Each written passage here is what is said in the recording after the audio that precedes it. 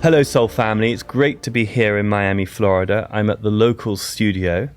Locals for me is very exciting, this new adventure for me, because it's all about representing friendship, community. And in this archetypal change, it's really about the individual stepping into their sovereignty, but co-creating simultaneously with community. And for me, this is what Locals is about. And at this time, we're sandwiched between the solar eclipse, which we just had last week, and the lunar eclipse, which will be in about a week, 10 days' time. Many of us were experiencing some challenges in our life. It's a bit like being, it's the analogy of the birth canal. It's painful, but the birth is exceptional once it's happened. We are in this liminal space at the moment between nursing an ancient civilization and birthing a new. And when we are birthing something new, it's very much about being in that creative process, leaning into that, not getting too caught up in whether the rules are right, because we're kind of creating the vision as we go along. We're moving from, if you like, victim to victor. And the point here is we're looking into ourselves to build on our inner strength. And when we do that, the community is reflected back to us. We get a sense of who they are, they see us, and it's that spiral dynamic theory, we grow together. So today I want to just share a few tools of how we can be inspired, but also empowered. At the moment, the Pluto square is certainly challenging people. That's Pluto squaring the nodal axis, and that is the North Node in Aries, conjunct Eris and Chiron, making an opposition to where the Sun is currently with the South Node. It's a time of, for certain people, fear, because that's what the old system wants us to remain in, that frequency, to control us. It's almost like a leash keeping us in a specific frequency. What we have to do is turn it around and make it more inspirational and bring the power back to us. This is what radical self-sovereignty behooves us to do. So it's embracing that. And currently Mars is in Scorpio.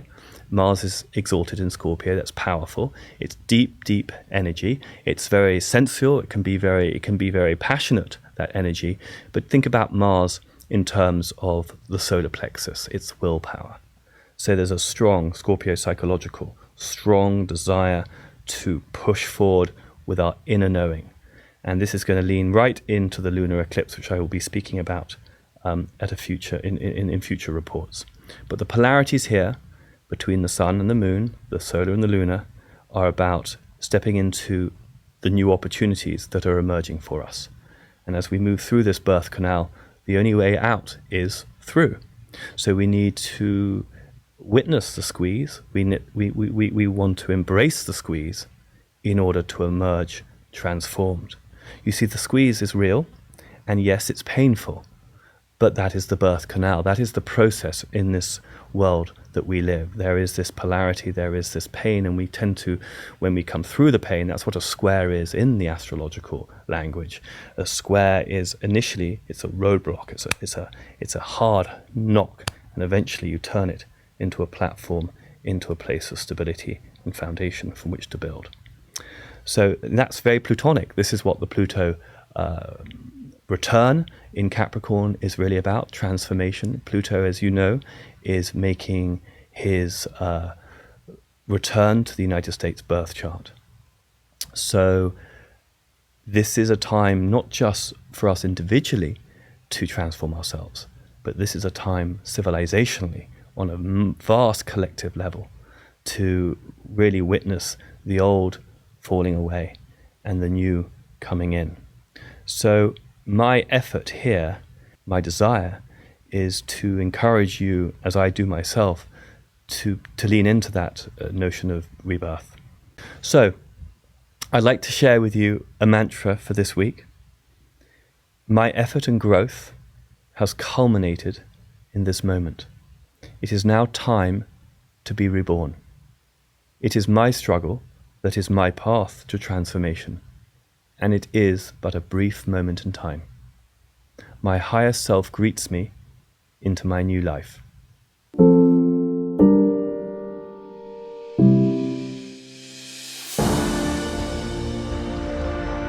you.